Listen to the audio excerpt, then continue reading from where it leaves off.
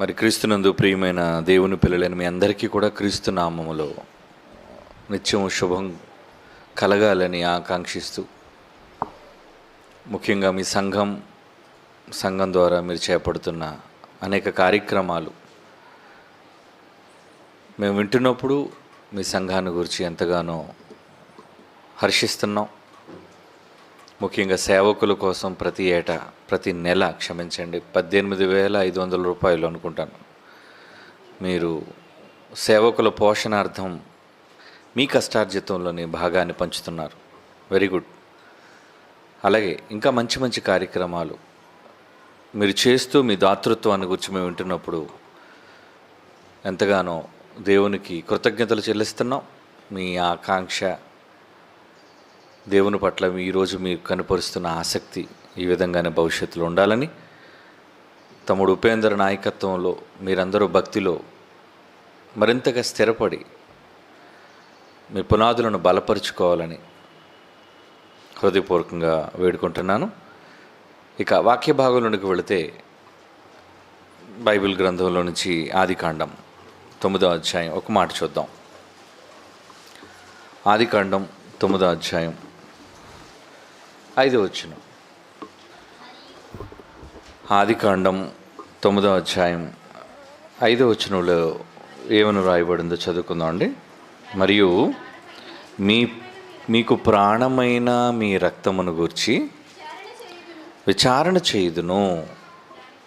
మీకు ప్రాణం, దేహానికి ప్రాణం ఏది? రక్తం. బైబిల్ చెప్పింది. దాని గురించి నేను విచారణ చేస్తాను అంటున్నాడు. విచారణ అంటే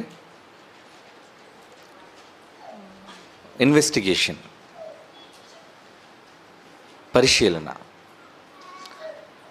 తగిన పరిశోధన నేను చేస్తాను దాని మీద అని అంటున్నాడు. ఏమండి, ఆ మాటకు అర్థం అదే. మరలా చదువుదాం ఆ మాట. మరియు మీకు ప్రాణమైన మీ రక్తమును గూర్చి విచారణ చేయుదును. దాని గూర్చి ప్రతి జంతువును, నరులను విచారణ చేయుదును. ఏమండి, మీ ప్రాణాన్ని గురించి విచారణ చేయటంలో జంతువును కూడా విచారణ చేస్తారట. అంటే జంతువును విచారణ చేయటం అంటే, మీ రక్తాన్ని ఒకవేళ నేల కారిస్తే అది జంతువు అయినా సరే నేను ఆ జంతువుని విడిచిపెట్టను. ఆ జంతువు మరణం నొందాలి, ఆ జంతువు మీద తగిన యాక్షన్ నేను తీసుకుంటాను అంటున్నాడు. అర్థమైందా మాట? మళ్ళా చదవండి అదే మాట. మరియు మీకు ప్రాణమైన మీ రక్తమును గూర్చి విచారణ చేస్తాను. దాని గూర్చి ప్రతి జంతువు, నరులను కూడా విచారణ చేయుదును. అంటే మీ ప్రాణానికి కీడు తలపెట్టి మీ ప్రాణానికి హానికరంగా మారిన ఒక జంతువైనా, నరుడైన వారిని గూర్చి నేను తీర్పు తీరుస్తాను. వారిని గూర్చి నేను విచారణ చేస్తాను. వాళ్ళపైన నేను యాక్షన్ తీసుకుంటాను. ప్రతి నరుని ప్రాణమును గూర్చి వాని సహోదరుని విచారణ చేయుదును. ప్రతి నరుని ప్రాణమును గూర్చి వాని సహోదరుని విచారణట. ఏమండి, అంటే దేవునికి మన ప్రాణం అంటే ఎంత మక్కువ. మన ప్రాణం మీద ఎందుకు దేవునికి ఇంత శ్రద్ధ? ప్రాణం ఇచ్చిన ఆయనకే తెలుస్తుందండి ఆ విలువ. ప్రాణం పోయేటప్పుడు మనిషి పడే తపన, కుటుంబీకులు పడే ఆరాటం, వైద్య బృందం వాళ్ళు పడే కష్టం, ఎంతగానో ప్రయత్నిస్తుంటారు. ప్రమాదాలు జరిగినప్పుడు ఒక ప్రాణాన్ని నిలబెట్టడానికి అంబులెన్స్ హుటాహుటిన రావటం, సంఘటనా స్థలి నుంచి వెంటనే ఆ ప్రాణాన్ని నిలబెట్టడానికి తగిన దగ్గరలో ఉన్న హాస్పిటల్కి తరలించటం, అక్కడ వెంటనే వైద్యుల బృందం రావటం, ఎలాగైనా సరే అతని ప్రాణం పోకూడదు అని వాళ్ళు చేసే ఎన్నో ప్రయత్నాలు, ఇంజెక్షన్స్ ద్వారా, ఆపరేషన్స్ ద్వారా, ఫస్ట్ ఎయిడ్ ద్వారా. ఎందుకంటే ఒకసారి ఒక నరుని ఆత్మ అతని దేహాన్ని విడిచిపోతే అతని దేహంలో ఉన్న రక్తం, ప్రాణం నిష్ప్రయోజనం. కనుక ఆ ప్రాణం నిలబెట్టడం కోసం ఎంతగానో తప్పిస్తుంటాం. అదే మనవాళ్ళైతే ప్రాణాపాయ స్థితిలో, ప్రాణం పోయే స్థితిలో ఒకవేళ మన వాళ్ళే ఉంటే, మనం ప్రేమించిన వాళ్ళే ఉంటే నిజంగా లక్షలు ఖర్చు పెట్టడానికి కూడా వెనకాడమండి. ఎందుకంటే భూమి మీద ఉన్న సర్వ సంపదల కంటే అత్యంత ఖరీదైనది ప్రాణమే. కనుక దేవుడు కూడా మనిషి ప్రాణాన్ని గూర్చి, మనలో ఉన్న ప్రాణాన్ని గూర్చి నరులను విచారణ చేస్తానంటున్నాడు. ఆ ప్రాణానికి హాని తలపెట్టే జంతువులను కూడా విచారణ చేస్తాను అంటున్నాడు.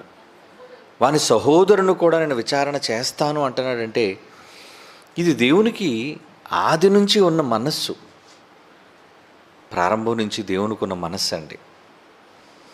తప్పు చేశాడు కయ్యను, తన సోదరుని చంపాడు, పారిపోయాడు అక్కడి నుంచి. కానీ దేవుడు వాడిని నిలదీశాడు. వేడి నీ తమ్ముడు. వాడు చెప్పిన జవాబుకి దేవుడు కోపడ్డాడు. నేను ఆ తమ్ముడికి జవాబుదారినా, నేనేమైనా వాడిని కాపలా కాసేవాడినా అన్నప్పుడు నీ తమ్ముని రక్తం యొక్క స్వరం నాకు మొరపెడుతుందిరా.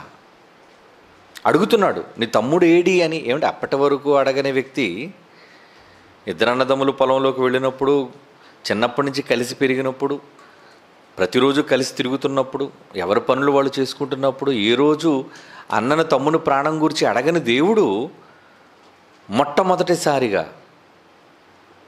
కయ్యను దగ్గరకు వచ్చింది ఆయన మాట. ఆయన దగ్గరకు వచ్చి ఏమని అడుగుతుంది? ఏడి నీ తమ్ముడు? 4వ అధ్యాయం ఆదికాండం 9వ వచనం. ఆదికాండం 4వ అధ్యాయం 9వ వచనం. యెహోవా మీ తమ్ముడైన హేబెలు ఎక్కడున్నాడు రావాడు అని కయ్యను అడుగ్గా, నాకు తెలీదు. బొంకాడు, అబద్ధం ఆడాడు. నా తమ్ముడికి నేను కావలి వాడనా? అప్పుడు ఆయన అంటున్నాడు, నువ్వేం పని చేసావురా? రే నీ తమ్ముని రక్తం అంటే ఏంటి? ప్రాణం. రక్తం అంటే ఏంటండి? ప్రాణం. ఆ ప్రాణాన్ని నువ్వు ఒలికించావు నేల మీద. నీ తమ్ముని రక్తము యొక్క స్వరము నేల నుండి నాకు మొరపెడుతుందిరా. ఆర్తనాదాలు వినబడుతున్నాయి. నువ్వు చంపినప్పుడు వాడి కేకలు ఎవడో వినలేదని నువ్వు పట్టించుకోకుండా నువ్వు వెళ్ళిపోయావేమో, కానీ వాడి స్వరం నేను విన్నాను. అందుకు జవాబు నిన్ను అడుగుతున్నాను, నాకు జవాబు చెప్పాలి. ఏమండి, ఏదేని తోటలో నుంచి ఆదామవ్వలు గెంటి వేసిన తరువాత దేవుడు వాళ్ళతో మాట్లాడలేదో బైబిల్లో మనకు రాయబడలేదు. ఎందుకంటే ప్రతి చల్లపూట ఆయన వాళ్ళతో వచ్చి మాట్లాడేవాడు కదా, మంచిగా ఉన్నప్పుడు, పండు తిననప్పుడు. అవునా? ప్రతి చల్లపూట వాళ్ళ దగ్గరికి వచ్చేవాడు, పరామర్శించేవాడు. కానీ తప్పు చేసిన తర్వాత ఆయన వాక్కు వాళ్ళతో మాట్లాడినట్లు కానీ, వాళ్ళతో సంభాషించినట్లు కానీ ఆ అధ్యాయంలో మనం చూడం. తప్పు చేసిన తరువాత, గెంటి వేయబడిన తరువాత వారితో సంభాషణకు రాని దేవుడు ఎప్పుడైతే ఒక ప్రాణం పోయిందో వెంటనే స్పందించాడు దేవుడు.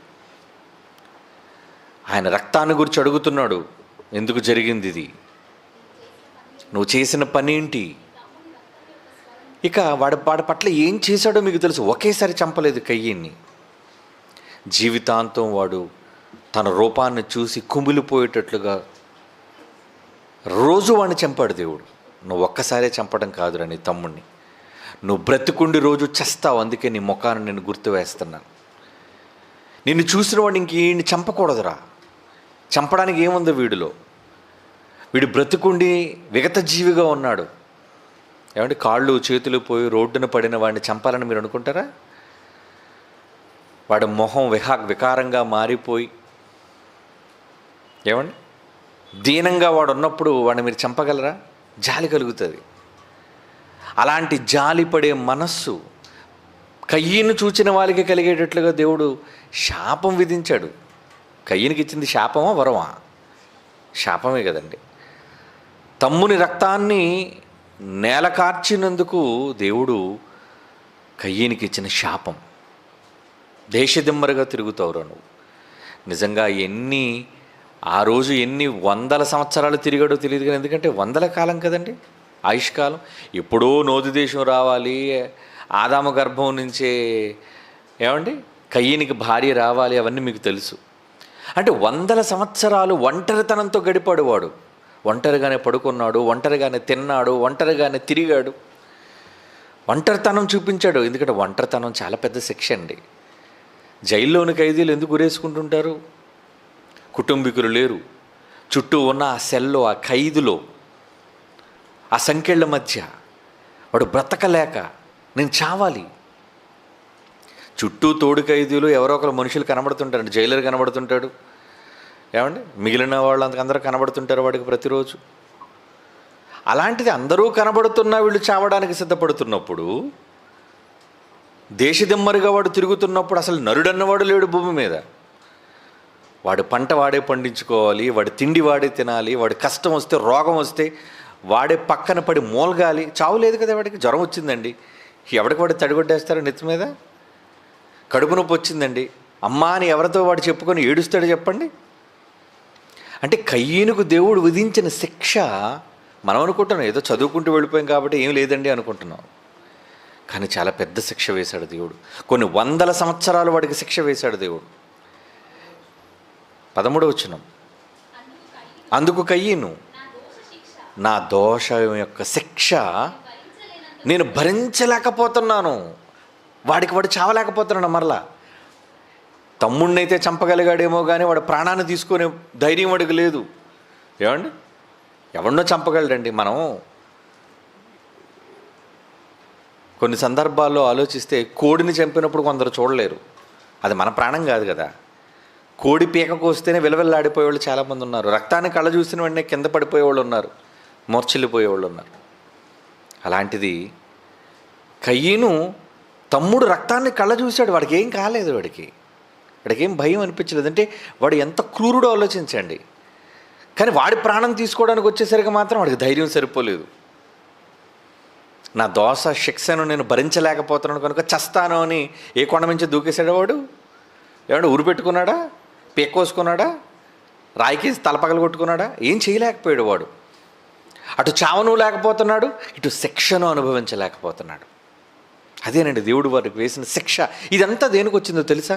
కేవలం ఒక నిర్దోషి, ఒక అమాయకుడు, తోడపుట్టినవాడు తన సహోదరుడైన తమ్ముని రక్తాన్ని కళ్ళ చూసినందుకే. ఇప్పుడు చదవండి మరలా ఆ మాట, మనం మొదట చదువుకున్న మాట, ఆదికాండం 9వ అధ్యాయం 5వ వచనంలో. మరియు దేవుడు అంటున్నాడు, మీకు ప్రాణమైన మీ రక్తమును గూర్చి విచారణ చేస్తాను నేను. దాని గూర్చి ప్రతి జంతువును నరులను విచారణ చేయుదును, ప్రతి నరుని ప్రాణమును గూర్చి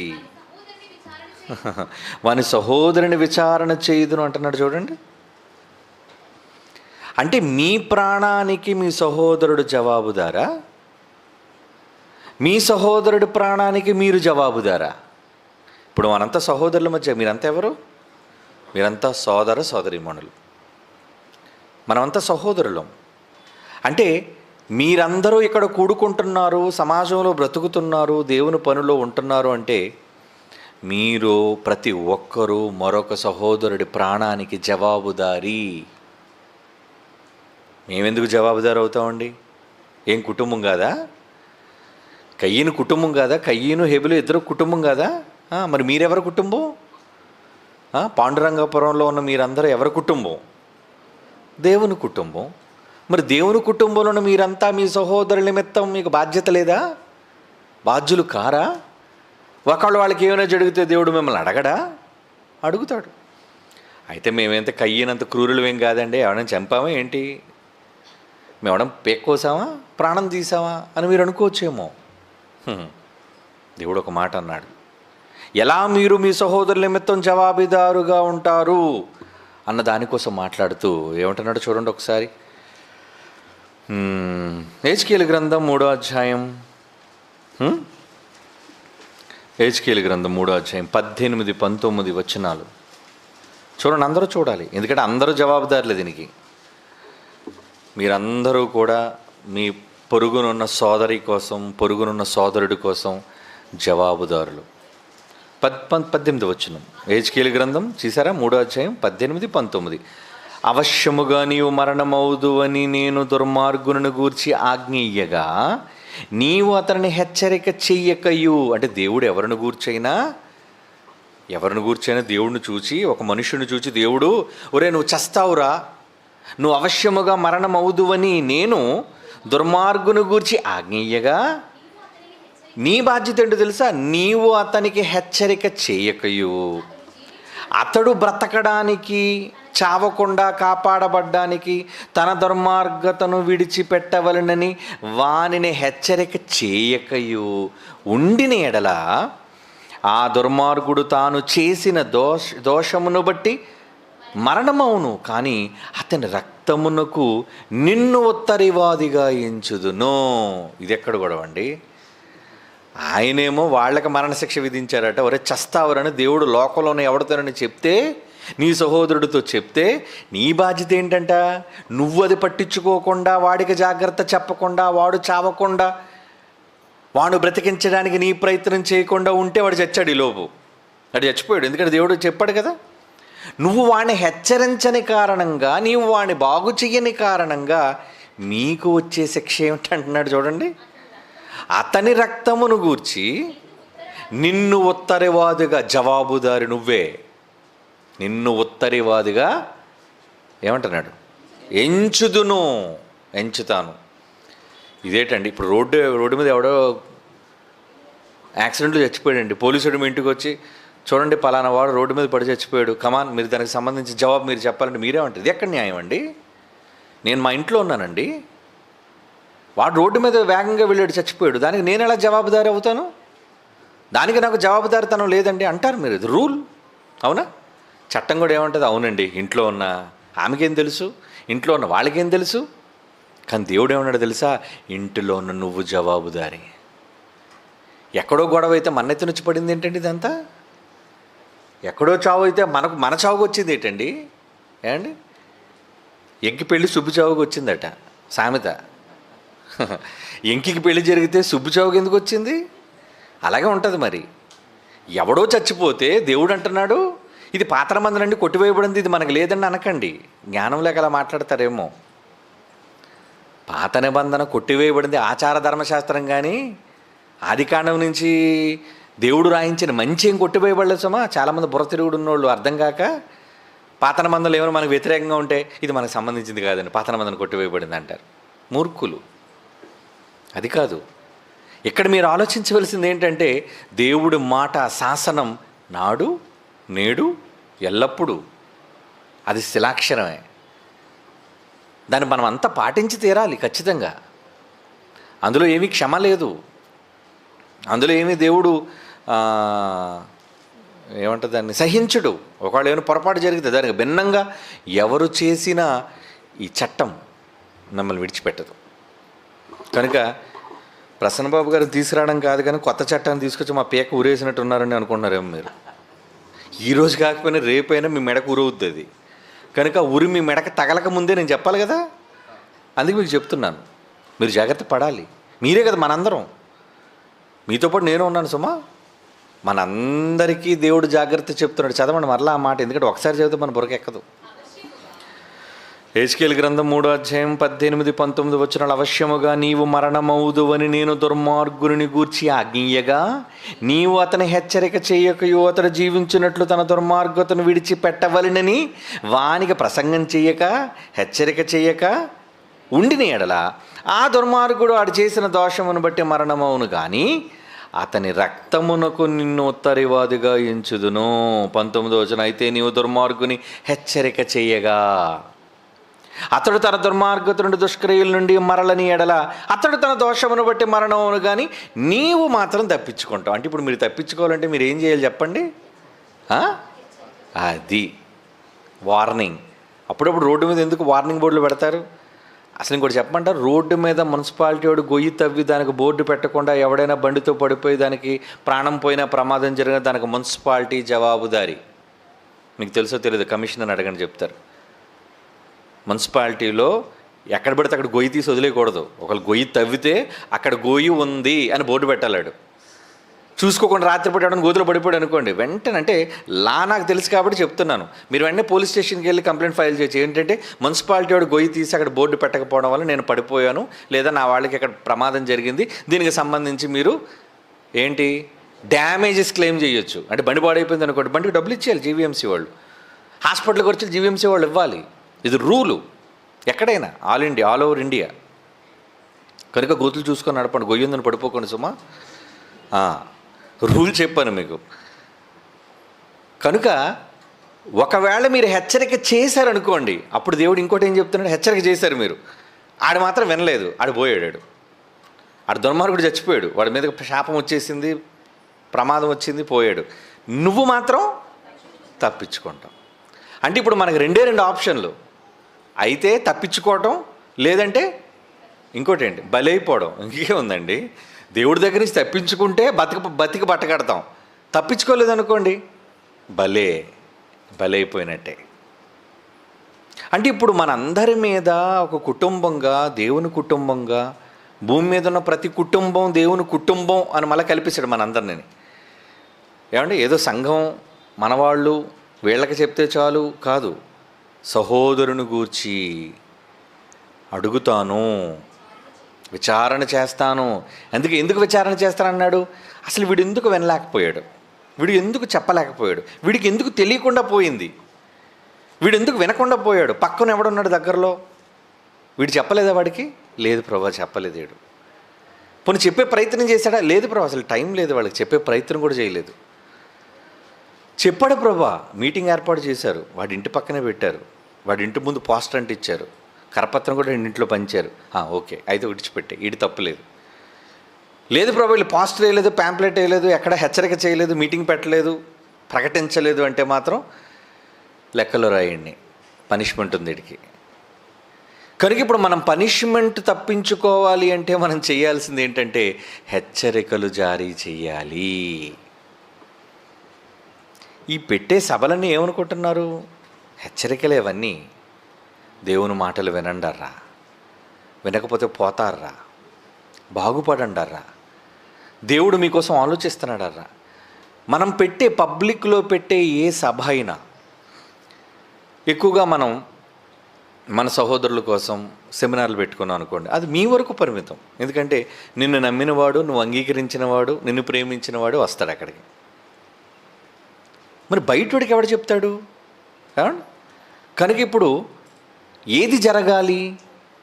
లోన్ వీడికి చెప్పాలి, బయట ఉన్న వాడికి చెప్పాలి. ఎందుకంటే వాడి డ్యామేజ్ మన మీదే వేస్తాడు, పక్కనున్న వాడి డ్యామేజు మన మీదే వేస్తాడు.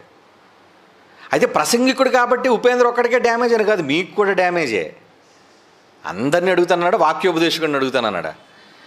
అలా అనుకుంటే మీ అందరూ బతికిపోతారు, ఉపేంద్ర దెబ్బ అయిపోతాడు.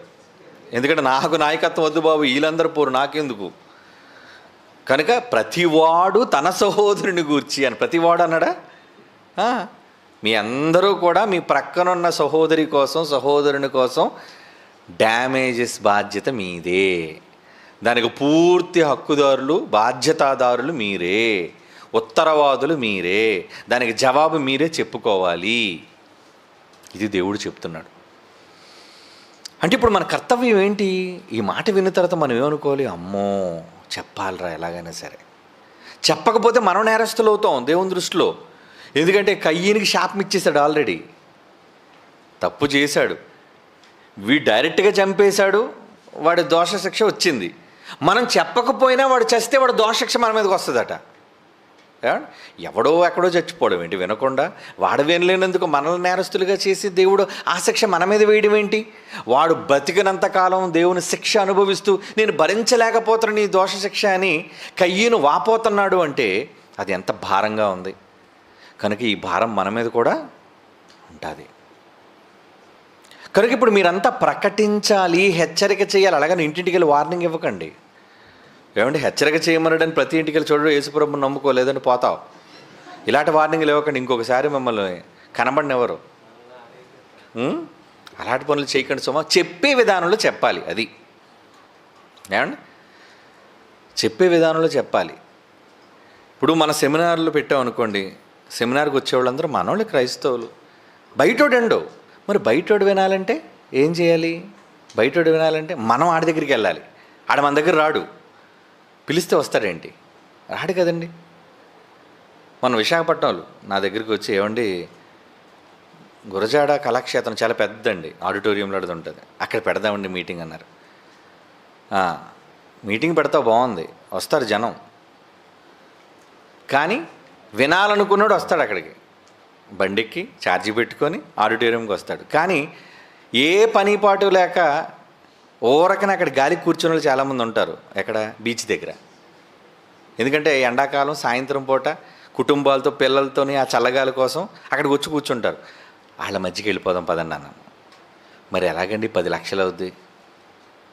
అవుని అంటే డబ్బులు ఖర్చు అవుతానో ఆలోచిస్తావా అంటే వాళ్ళు భయపడతాను, చిన్నపిల్లలు కదండి. భయపడకండి, మేము ఉన్నాను కదా ప్రసంగికుడిగా, నువ్వు నాకేం అనవసరం లేదు, నేనే ఇస్తాను, అవసరమైతే ₹1,00,000 రాసుకో అన్నాను. ఏమండి, ప్రసంగికుడిగా నాకు ఇవ్వాల్సింది పోయి నేను మరలా డొనేట్ చేయడం ఏంటి? ఎందుకు? ప్రజల మధ్యకి వెళ్ళి చెప్పాలి. ఊరకని అక్కడ గాలి ఆ బీచ్ దగ్గర కూర్చుంటాడు, ఒడ్డున కూర్చుంటాడు, పెద్ద తిరగట్టం, ఎంత 30 అడుగులు ఉంటూ 14 అడుగులు, 30 అడుగులు స్క్రీన్ వేయమన్నాను, పెద్ద ఎల్ఈడి. ఎందుకంటే అక్కడ వచ్చిన వాళ్ళందరూ పాట చూడాలా, అక్కడ వచ్చిన వాళ్ళందరూ బొమ్మ చూడాలా. లేదంటే అది చెప్పకపోతే మనల్ని అడుగుతాడు దేవుడు, ఏరా నువ్వు 4 గోళ్ల మధ్యన ఎప్పుడు నీకోసం నువ్వు చెప్పేసుకుంటావేంటి? ఆడికెవడు చెప్తాడు మరి? నువ్వు పెద్ద సిటీలో ఉంటున్నావు, నీ చుట్టూ ఆ పట్టణంలో ఉన్నవాళ్ళు నువ్వు ఆలోచించవా? ఆలోచించాలి. అంటే నేను అక్కడికి వెళ్ళమని పిల్లల్ని ప్రోత్సహించి పంపడానికి గల కారణం ఏంటంటే ఇదేనండి ఆలోచన నా వెనకున్నది. ఏదో అక్కడికి వెళితే మనం 10 మందికి పరిచయం అవుతాను కాదు, వీళ్ళు పరిచయాలు ఎవడకు కావాలి. ఈరోజు గొప్పవాడని పొగుతాడు, రేపు తేడా తెలిసిందంటే మనకి ఏమంటే చెడ్డ మాటలు మన కోసం మాట్లాడతారు. కనుక వీళ్ళు మెహర్బానీలు మనకు అవసరం లేదు, వీళ్ళ మేళతాళాలు దండలు మనకు అవసరం లేదు. మనం చెప్పాల్సింది వాళ్ళకి చెప్పాలి. ఆడ మన దగ్గరికి రాడు కనుక మనం ఆడి దగ్గరికి వెళ్ళిపోదాం. ఈరోజు సువార్త ప్రకటించే వాళ్ళు చేస్తున్న ఎంత ఉత్తమమైన పన్ను తెలుసా? సువార్త ప్రకటించే వారి పాదములు సుందరములు అని ఎందుకన్నాడు తెలుసా? వాళ్ళ దగ్గరకు మీరు వెళుతున్నారు. అవును, వాళ్ళ దగ్గరికి మీరు వెళ్తున్నారా? వాళ్ళ గ్రామాలకు వెళుతున్నారు, వారి పట్టణాలకు వెళుతున్నారు, వాళ్ళ వీధుల్లోనికి వెళుతున్నారు, వాళ్ళకి వెళ్ళి కరపత్రాలు పంచుతున్నారు. ఏమండి, నిజంగా చిన్నప్పుడు ఆ పల్లె ప్రాంతాలకి, ఆ పల్లెలకి వెళ్ళిపోయి పొద్దున్న లేచి 7 గంటలకు బయలుదేరిపోయామండి కరపత్రాలు పంచడానికి, మైక్ పట్టుకొని వాక్యాలు చెప్పడానికి. అంత కలుపుకుంటూ 10 మంది కూడా ఉంటారండి ముందుని. మేము వెళ్ళేది ఒక 50 మంది వెళ్ళినా అంత కలుపుకుంటూ 10 మందే ఉండేవారు, 5గురు ఉండేవారు, ఒక్కోసారి 2 ఉండేవారు. ఏం చేస్తాం మరి? చెప్పడమే వాడికి సువార్త. ఒకటి దగ్గరికి వెళ్ళి కరపత్రం అయితే పో పో పో అనేవాడు. ముందే ఇటు రాకముందే కరపత్రాలు పట్టుకొని వెళ్తుంటే మాకు ఇవ్వదు పో అనేవారు. అదంతా అవమానమే. కానీ మరి దేవుడు అడుగుతాడు కదా. ఎన్ని గ్రామాలు తిరిగామో, ఎంతమందికి చేతులు కరపత్రాలు పంచాయో, ఎంతమందికి మధ్య నిలబడి మనం వాక్యం చెప్పాం. వీధుల్లో నిలబడి వాక్యం చెప్పాను నేను కూడా. ఈరోజు ప్రజల మధ్య వేదిక మీద పెద్దగా 1000 మంది మధ్య మాట్లాడినా, ఆ రోజు అంతా కలుపుకుంటూ 5గురు 10 మంది మధ్య కూడా మాట్లాడాను. అవసరమైతే ఇప్పుడు కూడా మాట్లాడతాను, దానికి నాకు సిగ్గేం కాదు. దానికి కారణం ఏంటంటే చెప్పాల్సిన బాధ్యత మన మీద ఉంది. ఎందుకంటే దేవుడు మనల్ని ఉత్తరవాదులుగా చేశాడు. దానికి వాడిని సహోదరుడు కదరా, నువ్వు చెప్పవా? వాడిని బాగు చేయవా? వాడి ప్రాణం ఎంత విలువైందో నీకు తెలుసా? నేను కదా కన్నాను, నువ్వు ఎలాగ కనలేదు వాడిని. వాడు ఆత్మనిత్యం నరకానికి వెళ్ళిపోతే ఇంక అక్కడి నుంచి తిరిగి వచ్చేది లేదు. ఏమండి, అంతేనా? ఒకసారి వాడు పాతాళానికి పోయాడు అనుకోండి, ఎవడు తీసుకొస్తారండి? పాతాళ నుంచి తెచ్చేవాడు ఎవడన్నా ఉన్నాడా? వెళ్ళక ముందే వాడిని కాపాడాలా. వెళ్ళిన తర్వాత మనం ఏమీ చేయలేమండి. వాడిలో ప్రాణం ఉన్నప్పుడే మనం చెప్పగలం, వాడిలో ఊపిరి ఉన్నప్పుడే మనం వాడి మనోనేత్రాలు వెలిగించే ప్రయత్నం మనం చేయగలం. అందుకే చేయాలి.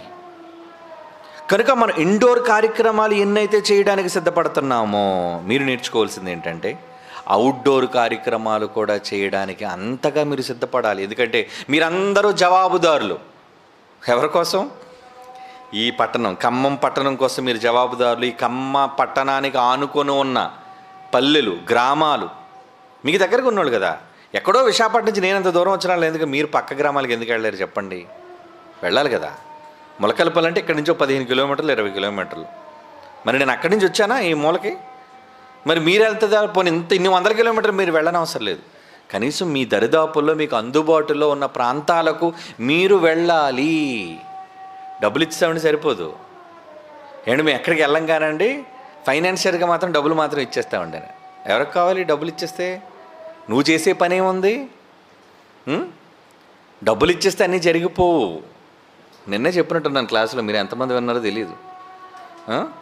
భార్య ఉద్యోగం చేసి వచ్చి ఏమండి భర్తకు వంట చేయకుండా ఏం చేయకుండా స్విగ్గీలో డబ్బులు ఉన్నాయి కదా ఆర్డర్ పెట్టేస్తానంటే ఎవరికి కావాలి ఆర్డరు? నేను పెళ్లి చేసుకుని దేనికి రా, నువ్వు వచ్చి వండు, నువ్వు వచ్చి వడ్డించు. నువ్వు ఉద్యోగం చేస్తే చెప్పండి మీకేం కావాలి, ఏం ఆర్డర్ పెట్టమంటారు చెప్పండి. నువ్వు చేస్తూ ఉండే నాకు ఆర్డర్ పెట్టడం ఏంటి? నా దగ్గర డబ్బులు ఉన్నాయండి, ఇప్పుడు చేయలేను, నేను కష్టపడలేను. కాదండి, మనం కష్టపడి చేయాలి వాళ్ళకి. అది ప్రీతికరం, అది శ్రేయస్కరం. దేవుడు కూడా మనం చేసే క్రియలు ఏంటా క్రియలు? పని ఏంటా పని? ఇవ్వటం ఒకటే పని కాదు. మీరు నడవగలుగుతున్నారా? మీరు కష్టపడగలుగుతున్నారా? దేవుడు మీకు జీతాన్ని ఎప్పుడు ఇస్తానన్నాడు? ప్రతి వానికి ఇచ్చుటకు వాని వాని క్రియల చొప్పున సిద్ధపరిచిన జీతం నా దగ్గర ఉందన్నాడు కదా, ప్రకటన 22:12 అనుకుంటాను. వాని వాని క్రియలు. నేను ఫైనాన్షియల్ అండి డబ్బులు ఇచ్చేస్తాను, మీరు చేసి వచ్చేయండి అంటే అన్ని సందర్భాలు డబ్బులు ఇస్తే కుదరదు. మీరు కూడా వచ్చి పని చెయ్యాలి. మీ చేతులతో మీ శ్రమ, మీ దేహంతో మీరు పడే కష్టం, అవి దేవుని కొరకు వచ్చే క్రియలు. ఆ క్రియలు బట్టే మీకు జీతం ఉంటుంది. కనుక కష్టపడాలి మనమంతా. ఇది మీ సంగతి ఎందుకు చెప్తున్నా తెలుసా? మీరు ఆసక్తి కలిగిన వారని నేను చెప్తున్నాను. మీరు అందరిలాంటి వాళ్ళు కారు నాకు తెలుసు, మీరు సోమరపోతులు కారని నాకు తెలుసు, మీరు ఇచ్చేవాళ్ళని నాకు తెలుసు, మీరు చేసేవాళ్ళని నాకు తెలుసు. కనుక మీరు చెయ్యాలి. ఏం చేసి దేవుని విషయంలో తప్పించబడాలి? మీరు ఇన్ని మంచి కార్యక్రమాలు చేస్తున్నప్పుడు మీరు ఉత్తరవాదులుగా దేవుని దృష్టిలో మారిపోయారు అనుకోండి, దేవుడు మిమ్మల్ని నేరస్తులుగా ఎంచుతాడు. కనుక నేరస్తులుగా మీరు ఉంటారా దేవుని దృష్టిలో? వద్దు, తప్పించబడాలి అంటే నా వంతు ప్రకటన అయిపోయింది ప్రభు, నాదేం తప్పులేదు, నేను చెప్పాను, నేను చెప్పాను ప్రభు, వాడు వినలేదు, ఓకే నువ్వు చెప్పావు కదా, నువ్వు తప్పించుకో, వాడిని విడిచిపెట్టను నేను. కనుక ఇంత పెద్ద బాధ్యత, ఇంత పెద్ద శిక్ష దేవుడు మన ముందు పెట్టినప్పుడు మనం ఏం చేయాలి? పౌలు గారు ఒక మంచి మాట అంటారు చూడండి. ఈ సందర్భంలో పౌలు గారు అన్న మాట మనం చదువుదాం బైబిల్లో.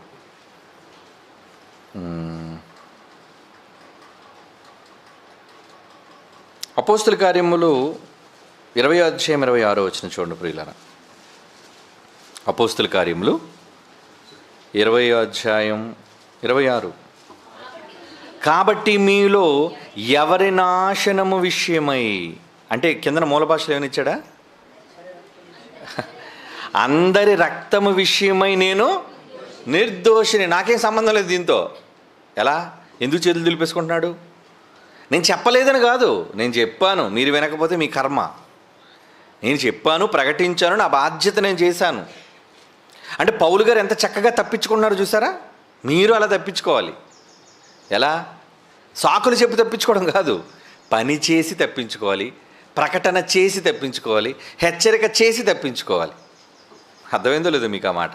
కాబట్టి మీలో ఎవరి నాశనము విషయమై నేను దోషిని కానని నేడు మిమ్మును సాక్షిగా పెట్టుచున్నాను.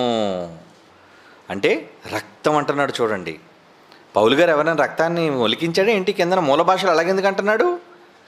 అందరి రక్తము విషయమై నేను నిర్దోషిని. అంటే ఒకవేళ నేను చెప్పకపోతే మీ అందరి రక్తం నా మీదకి వస్తుంది. అది మీ అందరూ చావటం, మీ అందరూ నరకానికి పోవటం, మీ ప్రాణాలు నరకానికి వెళ్ళటం, ఆ దోష శిక్ష, ఆ రక్తాపరాధం లేదా ఆ రక్తానికి సంబంధించిన విధి నా మీద ఉంటుంది. కనుక నా నేరం ఏమీ లేదు. ఎందుకంటున్నాడు ఈ మాట? ఆయన ప్రకటించడానికి సిద్ధపడ్డాడు, వెళ్ళాడు, చెప్పాడు. వినకపోతే అది వాళ్ళ ఇష్టం, ఆయన తప్పిదం ఏమీ లేదు అందులో. ఏమండి? ఇంకొక మాట చూద్దామండి, ఇంకొక మాట చూద్దాం. యాకోబు పత్రిక 5:19-20 చూడండి. యాకోబు పత్రిక 5:19-20 నా సహోదరులారా, మీలో ఎవడైనను సత్యము నుండి తొలగిపోయినప్పుడు మరి ఒకడు అతనిని సత్యమునకు మళ్ళించిన ఎడల పాపిని వాని తప్పు మార్గము నుండి మళ్ళించువాడు మరణము నుండి ఒక ఆత్మను రక్షించి అనేక పాపములను కప్పివేయునని తాను తెలుసుకునేవాళ్ళను. అంటే నువ్వు చెప్పకపోవడం వల్ల వాడు మరణానికి వెళ్ళిపోతున్నాడు. వాడి రక్తం, వాడి దోషం యొక్క శిక్ష, నేరం, వాడి రక్తం నీ మీదకి వస్తుంది.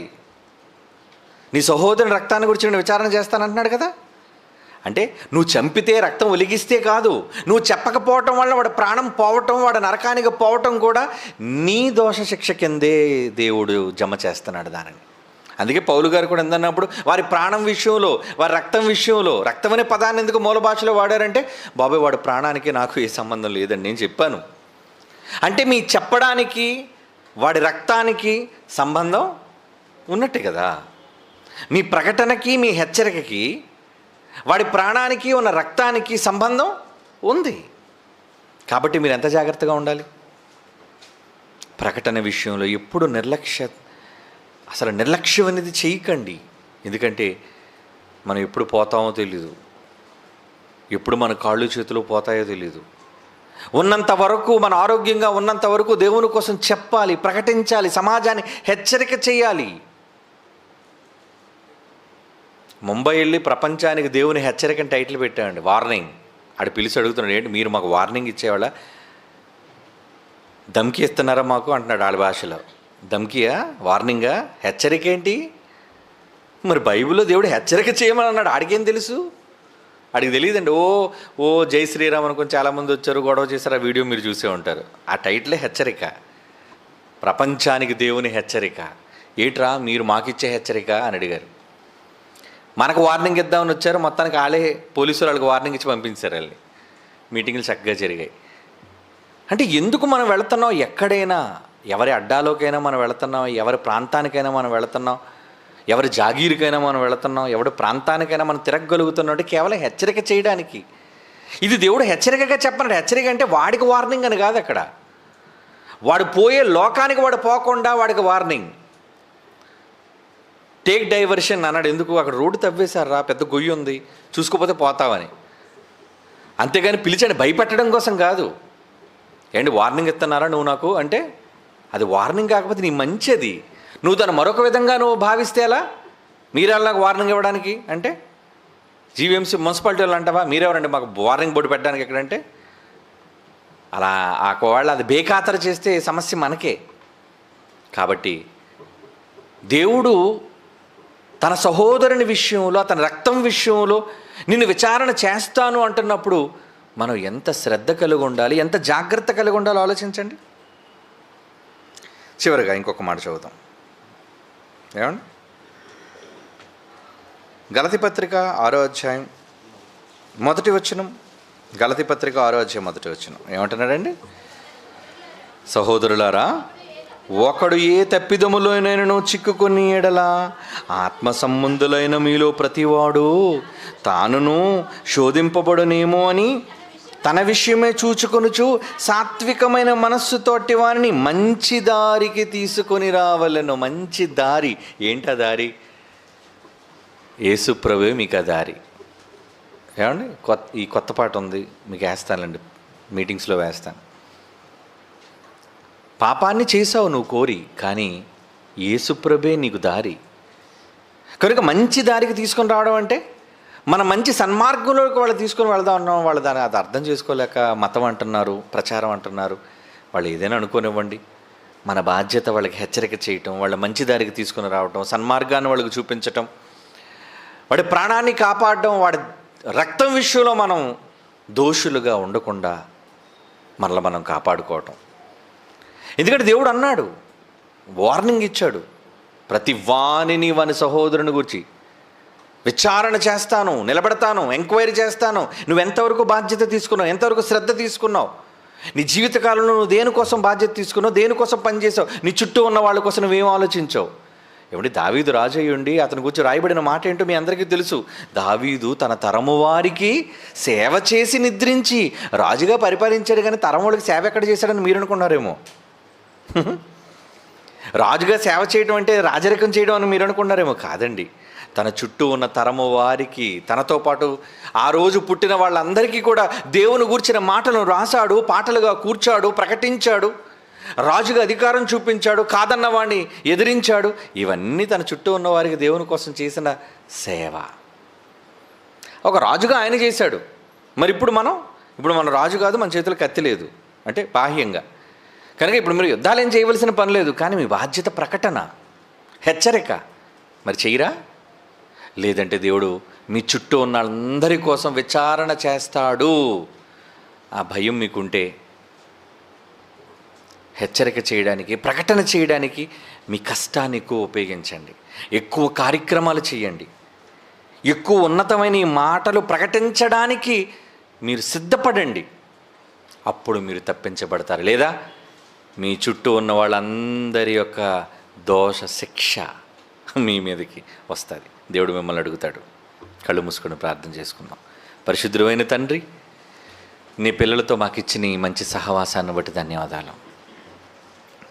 మీ పిల్లల ఆసక్తి మీకు తెలుసు. వారి ఆసక్తి ఎల్లప్పుడూ తుది శ్వాస వరకు ఇలాగే కొనసాగించుటకు సహాయం దయచేయండి. వ్యర్థమైన మాటల వైపు, వ్యర్థమైన ఆలోచనల వైపు, సత్యము నుంచి దుష్టుడు మళ్లించే ప్రయత్నం దేనివైపు నీ పిల్లలు వెళ్లకుండా తమను తాము భద్రపరుచుకొని కాపాడి మీ సేవ కోసం వాళ్ళు ముందుండి వెళ్ళుటకు సహాయం దయచేయండి. ఈ సంఘం ద్వారా జరుగుతున్న ప్రతి విధమైన సేవా కార్యక్రమాన్ని బహుగా మీరు వర్ధిల్లింపచేయండి. ఉపేంద్ర, అలాగే ఆయన క్రింద ఉన్న ఎందరో సేవకులు, నాయకులు, కోఆర్డినేటర్లు, ప్రిన్సిపల్స్, అడిషనల్ డిప్యూటీ డైరెక్టర్స్ అందరినీ, ఈ క్రీస్తు సంఘానికి అనుబంధంగా ఉన్న వాళ్ళందరినీ తండ్రి బహుగా మీరు వర్ధిల్లింప చేయవలసిందిగా వేడుకొనుచు క్రీస్తు వారి పవిత్ర నామంలో ఈ ప్రార్థన వేడుకొనుచున్నాము తండ్రి. ఆమేన్.